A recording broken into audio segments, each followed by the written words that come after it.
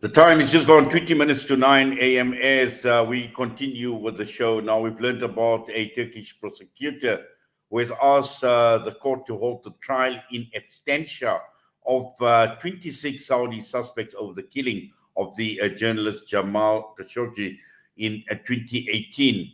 Now, this is an issue that is not going to go away in a hurry, considering what had happened and the brutality and the manner in which Jamal Khashoggi was killed. And just to unpack and to understand some of the events, we are joined now by Jeenah, Executive Director at the Afro Middle East Centre. Naeem, Assalamu alaikum wa rahmatullahi wa barakatuh, Jummah Mubarak, and welcome to you. Wa alaikum assalam wa rahmatullahi wa barakatuh. Yes, the Khashoggi killing obviously is not going to go away, but looking at this trial in absentia, and I think it's important for us to understand, Naeem, the importance and how critical is this trial in absentia over these against these 26 Saudi suspects. Well, United, let me say, I think that the attempt now is to make it go away. This new development, so the trial in Turkey that's been taking place, is for these 26 Saudis who have been pointed out as being part of the whole plot to have and that murdered Jamal Khashoggi at a Saudi consulate in Istanbul. What is now happening is that the prosecutor, in the case the Turkish prosecutor, is suggesting or has asked for something that the Saudis have been saying already for a while, has asked for the trial to be moved to Saudi Arabia and thus allow the prosecutor in Turkey to wash his hands of the case.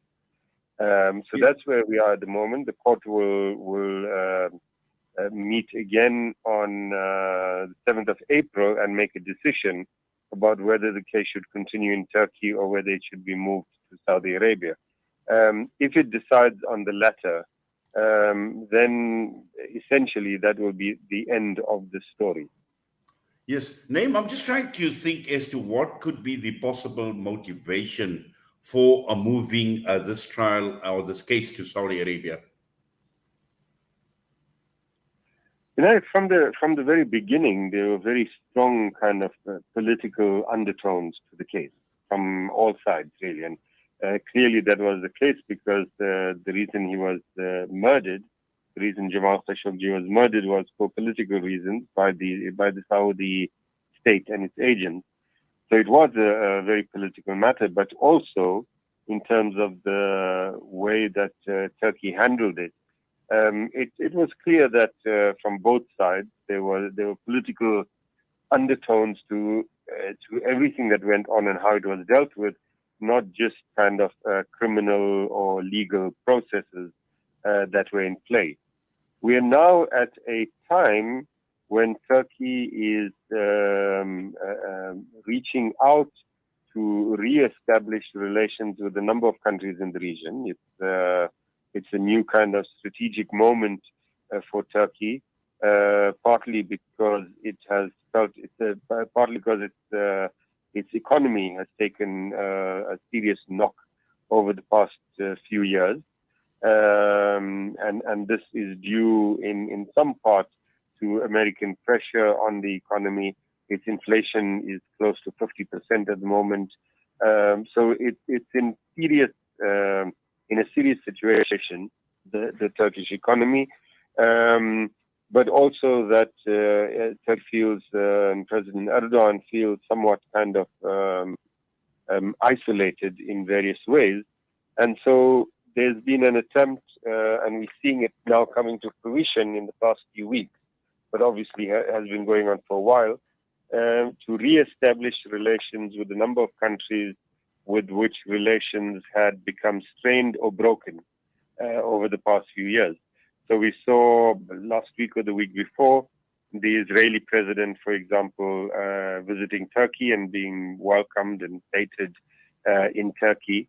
There's a re-establishment of relations with the United Arab Emirates. relations which are almost completely broken down.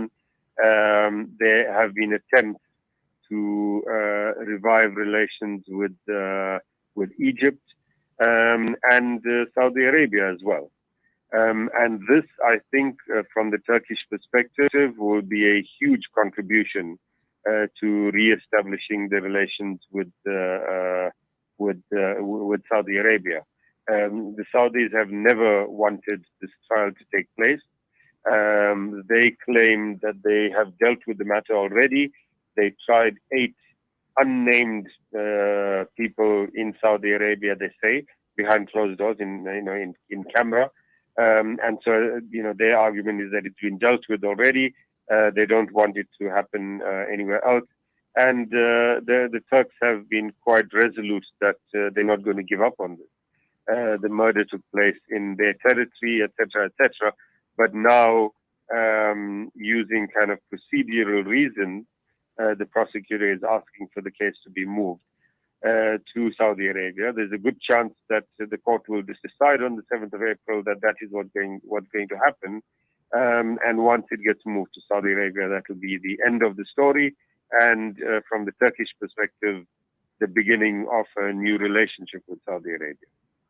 Yes, it's obvious that the argument on the part of the prosecution is aimed at basically, washing their hands off the case, because the Turkish prosecution have said that, this has been dragging, but also at the same time using the excuse that the Turkish court and any orders cannot be executed on the grounds that these suspects are foreign nationals, and that is the reason why their hands are basically tied. They can do absolutely nothing, even if these suspects are found guilty.